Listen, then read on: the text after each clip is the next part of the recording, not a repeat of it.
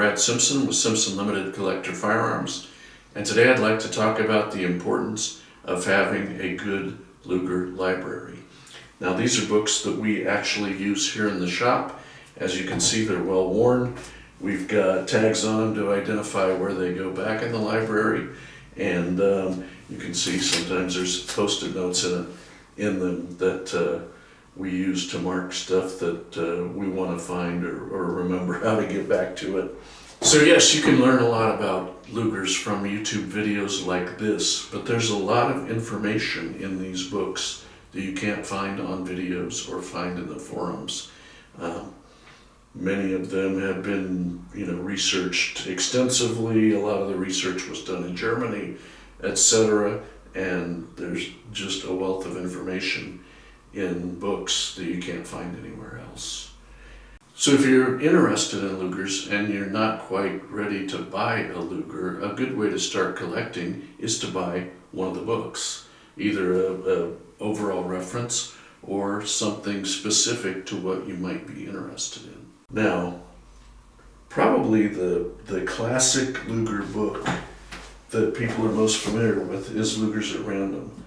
And it came out, I believe, in 1969 by Charles Kenyon. It pretty much covers just about every major variation.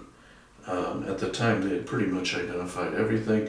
Each page will have picture, overall, and serial range, caliber, barrel lengths, etc. And it's a really good general reference guide.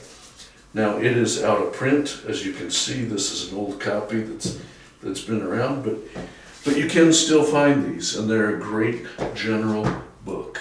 Since then, the Sturgis books, there's 3 volumes. This is probably the most complete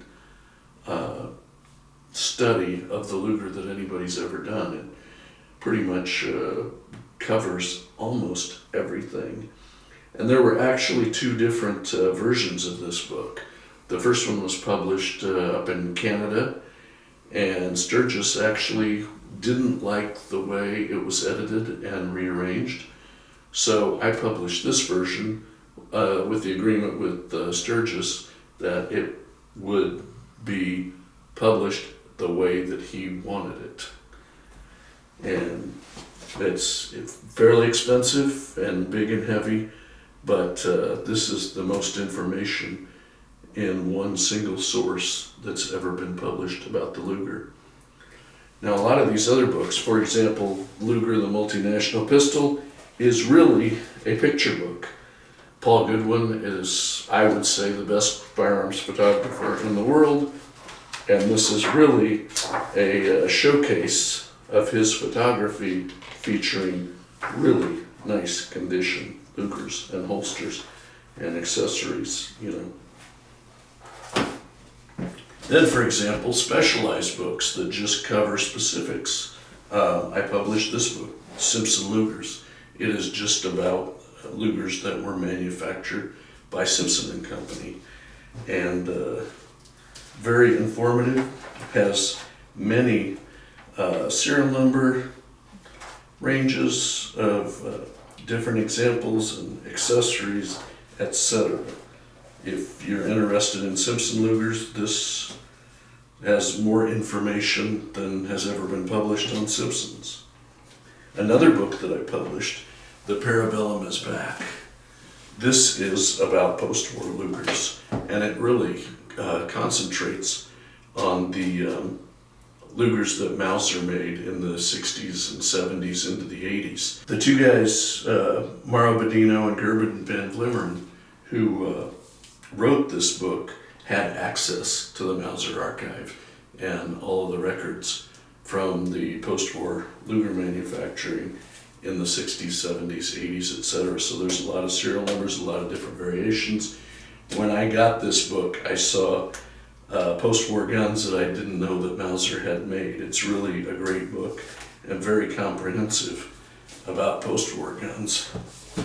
Here's another book in French, nice photography, a lot of accessories. This was a little mini catalog that was done in the 80s, but you know, it has some nice pictures, and it has a lot of the different basic holsters and how to identify them. Book on snail drums and artillery accessories. Here's a book that's really about the Luger in action. There's a lot of war photographs of soldiers using the Luger. So if you like to see how they were actually used, that's a great book. Another classic Luger book is Luger Tips, and this is a revised edition. It's it's got a lot of different examples and a lot of general information about many of the most important examples, and by Michael Reese II. Another great book about German military Lugers from 1904 to 1930. So really the first navies up until the pre-Nazi era Lugers. Another great resource are the Jan Still books. This one is Imperial Lugers. It specializes in just the pretty much World War I era and before Lugers. And then, of course, he did Third Reich Lugers, which is about the World War II era. And he also did Weimar Lugers, which covers the guns made and reworked between the two world wars. But anyway, these books are out of print, they're hard to find, they go for a lot of money, but they're a great resource. And the nice thing about having rare books is it also becomes part of your collection. Not only do you have the rare guns, but you also have the rare books. Another good reason to own a book is many times you have the opportunity to buy a gun that was actually pictured in a book.